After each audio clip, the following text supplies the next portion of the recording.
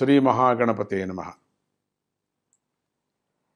ಬಾಣವನ್ನ ಗುರಿಯಿಟ್ಟ ಅಂತ ಅನ್ಕೊಂಡ್ವಲ್ಲ, ವಾಲಿಯ ಮೇಲೆ ಹೋಗಿ ಬಿದ್ದು ಕೂಡಲೇ ವಾಲಿ ಒಂದು ಬೆಟ್ಟದಾಕಾರವಾಗಿ ಉರುಳೋದ, ಕೆಳಗೆ ಬಿದ್ದುಬಿಟ್ಟ.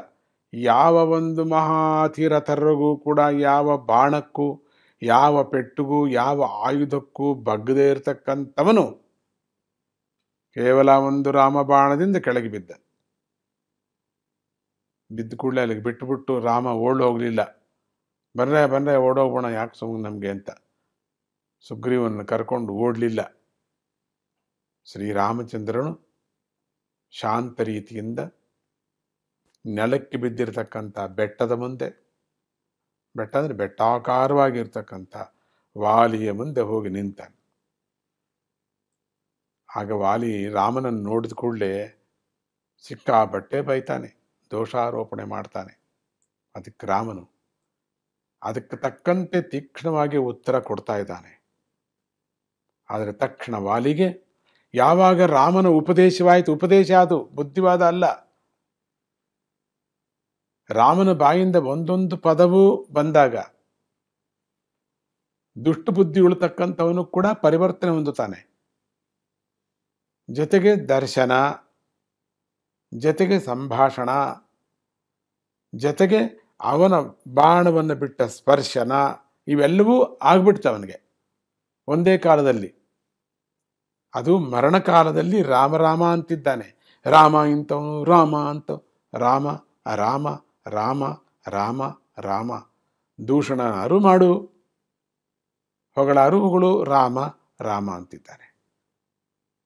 ಎರಡೂ ಕೂಡ ಮನಸ್ಸಿನಿಂದ ತಾನೇ ಮಾಡೋದು, ಎರಡೂ ಕೂಡ ಪೂರ್ಣವಾದ ಮನಸ್ಸಿನಿಂದ ಮಾಡ. ಒಂದು ಭಕ್ತಿ ಆತ್ಮಾರ್ಪಣೆ, ಇನ್ನೊಂದು ದ್ವೇಷ, ಆದರೂ ಮನಸ್ಸಿನಿಂದ ತಾನು ಮಾಡ್ತಾನೆ. ಎರಡೂ ಒಂದೇನೆ, ಆದರೆ ಭಕ್ತಿಯಿಂದ ಮಾಡ್ತಕ್ಕಂಥದ್ದು ಉತ್ತಮ ಗತಿಗೆ ಹೋಗುತ್ತೆ. ಕ್ರೋಧದಿಂದ ರಾಮನನ್ನು ಸ್ಮರಣೆ ಮಾಡ್ತಿದ್ದಾನೆ, ಉತ್ತಮ ಗತಿಗೆ ಹೋಗದೆ ಹೋದರೂ ಕೂಡ ಉತ್ತಮ ಸ್ಥಿತಿ ಉಂಟಾಗತ್ತೆ ಅವನಿಗೆ, ಮತ್ತೆ ಜ್ಞಾನ ಬರ್ತದೆ. ಆದ್ದರಿಂದ ಪರಮಾತ್ಮನ ಬೈಯೋರು ಕೂಡ ಉತ್ತಮ ಸ್ಥಿತಿ ಬಂತು. ಭಕ್ತಿಯಿಂದ ಸ್ವಾಮಿಯನ್ನ ಹೊಗಳ್ತಕ್ಕಂಥವರಿಗೆ ಉತ್ತಮ ಗತಿ ಬಂತು. ಏನ್ರಿ ಗತಿ ಸ್ಥಿತಿ ಎರಡು ಒಂದೇ ಅಲ್ವಾ ಅಂತ? ಅಲ್ಲ, ಗತಿ ಅಂದರೆ ಮತ್ತೆ ತಿರುಗಿ ಬರದೇ ಇರತಕ್ಕಂಥದ್ದು, ಸ್ಥಿತಿ ಅಂದರೆ ಸುತ್ತಕೊಂಡಿರ್ತಕ್ಕಂಥದ್ದು, ತಾತ್ಕಾಲಿಕವಾಗಿ ಅವರಿಗೆ ಒಳ್ಳೆಯದು. ಆಗ ವಾಲಿಗೆ ತನ್ನ ತಪ್ಪಿನ ಅರಿವು ಉಂಟಾಗ್ಬಿಡುತ್ತಪ್ಪ. ಚೆನ್ನಾಗಿ ಸ್ವಾಮಿ ಉಪದೇಶ ಮಾಡ್ತಿದ್ದಾನೆ, ಎಷ್ಟು ಜನಕ್ಕೆ ಅದು ಆ ಭಾಗ್ಯ ಬಂತು. ಮಹಾಭಾರತದಲ್ಲಿ ಶ್ರೀಕೃಷ್ಣನು ಎಷ್ಟೋ ಜನ ಕೌರವರು ಉರುಳಿ ಬಿದ್ದಾಗ ಸ್ವಾಮಿ ದರ್ಶನವಾಯಿತು ಅವರಿಗೆಲ್ಲ. ಶ್ರೀಕೃಷ್ಣನ ದರ್ಶನವಾಯಿತು, ರಥದ ಮೇಲೆ ಇರ್ತಕ್ಕಂಥ ದಿವ್ಯ ರೂಪ ದರ್ಶನ ಆದಾಗ ಎಲ್ಲರಿಗೂ ಮುಕ್ತಿಯೇ ಸಿಕ್ತು ಅಂತ ಹೇಳಬೇಕು ಅಲ್ಲ. ಇನ್ನು ರಾಮನ ಮುಂದಿನ ಕಥೆಗಳೆಲ್ಲ ಅಷ್ಟೇನೆ. ಇಷ್ಟೊತ್ತು ಎಲ್ಲ ಕಾಡಿನಲ್ಲಿರ್ತಕ್ಕಂತಹ ರಾಕ್ಷಸನ್ನೆಲ್ಲವನ್ನ ಹೊಡ್ಕೊಂಡು ಬಂದ. ಅವರೆಲ್ರಿಗೂ ಮುಕ್ತಿನೇ ಆಯಿತು. ಸ್ವತಃ ಅವನೇ ಎಲ್ಲರಿಗನ್ನ ಮೋಕ್ಷವನ್ನು ಕೊಟ್ಟಿದ್ದಾನೆ. ಹಿಂದಿನ ಕಥೆ ಒಂದು ಜ್ಞಾಪಕ ಬರ್ತದೆ, ಆದರೆ ಸಮಯ ಇಲ್ಲ ನನಗೆ, ಹೇಳ್ತೀನಿ ಆಮೇಲೆ ಮುಂದೆ ನಾವು ಕೇಳೋಣ. ವಿಶ್ವಾಮಿತ್ರ ವಸಿಷ್ಠರಿಗೆ ವಾಗ್ವಾದ ನಡೆದಾಗ ಶ್ರೀರಾಮನ ಚಿಕ್ಕ ಮಕ್ಕಳನ್ನು ಹ್ಯಾಕೆ ಕರ್ಕೊಂಡೋದ, ದಶರಥ ಮಹಾರಾಜನಿಗೆ ಯಾವ ರೀತಿ ವರ್ಣನೆ ಮಾಡಿದ್ರು ವಸಿಷ್ಠರು ಅನ್ನೋದನ್ನು ಆಮೇಲೆ ನಿಮಗೆ ನಾನು ಹೇಳ್ತೀನಿ. ಆಗ ವಾಲಿಗೆ ತನ್ನ ತಪ್ಪಿನ ಅರಿವು ಉಂಟಾಗ್ಬಿಡ್ತು. ಅಯ್ಯೋ ಅಂತ ಕೆಲಸ ಆಯಿತು.